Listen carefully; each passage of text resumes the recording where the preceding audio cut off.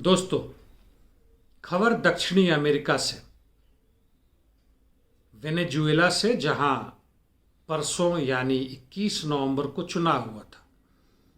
वहां के गवर्नर्स के लिए, सिटी काउंसिल के लिए और मेयरशिप के लिए विपक्ष जो 2018 में चुनाव का बहिष्कार किया था वहां के राष्ट्रपति के चुनाव में, और उसके 2-3 वर्ष बाद कांग्रेस के चुनाव का भी बहिष्कार किया था, इस चुनाव में उसने हिस्सेदारी ली। बहिष्कार का कारण वो बताता है कि वेनेजुएला की जो स्थिति है वहां पे निष्पक्ष और स्वतंत्र चुनाव नहीं हो सकता है।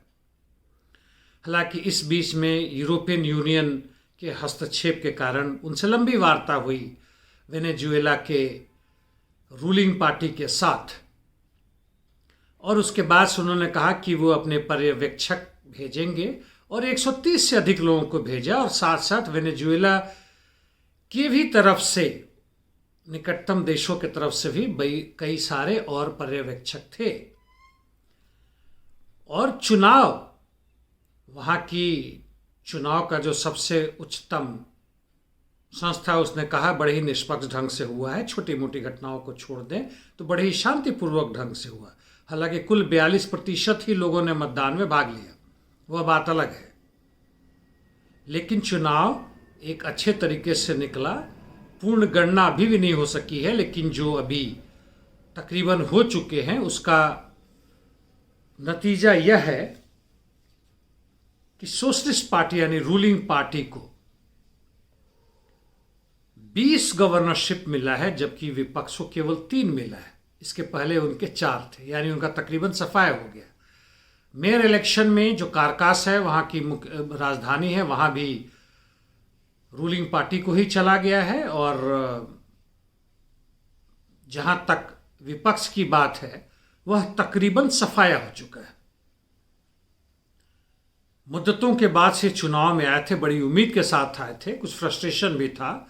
इन्हें बहुत उम्मीद थी इसके पहले कि अमेरिका ने जो रिस्ट्रिक्शन लगाया हुआ है, सैंक्शन किया हुआ वेनेजुएला के खिलाफ, वेनेजुएलन सरकार गिर जाएगी। अमेरिका ने रिस्ट्रिक्शन के साथ साथ वहां के आर्मी को भी यह एक तरह से आदेश दिया था कि तुम निकोलास मदुरो के खिलाफ विद्रोह कर दो और हमारे जो प्रतिनिधि है वहां के राष्ट्रपति डिक्लेयर करो। ऐसी बदतमीजी, लेकिन खैर वह नहीं हुआ।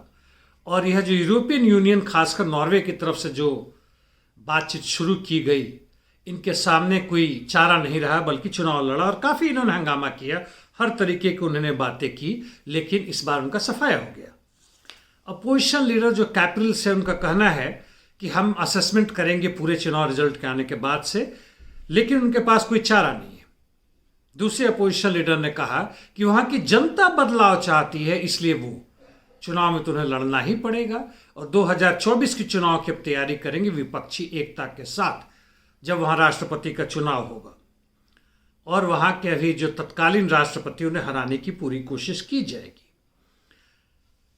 चलिए, जो भी हो, इसका आगे नतीजा क्या होगा वो हम देखेंगे, लेकिन साथ साथ यह भी बताऊं कि दक्षिण अमेरिका के कई देशों में, जैसे पेरू, बोलीविया, निकारागुआ, अभी हाल फिलहाल में चुनाव हुआ है, वहां के वामपंथियों का प्रदर्शन काफी अच्छा रहा है, वो सत्ता में आ रहे हैं, और इससे अमेरिकी बेचैनी बड़ी भयानक बढ़ रही है। निकारागुआ का तो इतना बताऊं कि इसके पहले चुनाव में अमेरिका ने यहां तक कहा था कि यदि निकारागुआ का विपक्ष, उस समय का विपक्ष यानी वामपंथी, जीत जाते हैं तो अमेरिका पूरी तरह से उसकी नाकेबंदी कर देगा और वहां की जनता भूखों मरेगी। और पिछली बार जनता ने माना भी था, और मजबूरी में उन्होंने दक्षिण पंथियों को जिताया, जिसका नतीजा हुआ कि भयानक बेरोजगारी, महंगाई, भ्रष्टाचार, सब कुछ बढ़ा। आपको ये दुनिया के हर जगह में नजर आता है, जहां भी हुआ। ऐसा नहीं है कि वेनेजुएला में सारी बेरोजगारी खत्म हो गई है, गरीबी खत्म हो गया, ऐसा नहीं हुआ। पेरू की बात लें, मैंने उसकी चर्चा की थी जब वहां चुनाव हुआ, और पेरू की जब वामपंथी दल जीती तो दक्षिण पंथियों ने कहा कि हम हार नहीं मानेंगे, हम जबरदस्ती हम सत्ता में लेंगे। काफ़ी उन्होंने चिल्लपों की प्रदर्शन किया, लेकिन उनकी एक ना चली। बोलीविया में भी उन्होंने तख्ता पलट कर ही दिया था, लेकिन चुनाव में अच्छी तरह से हारे दक्षिणपंथी।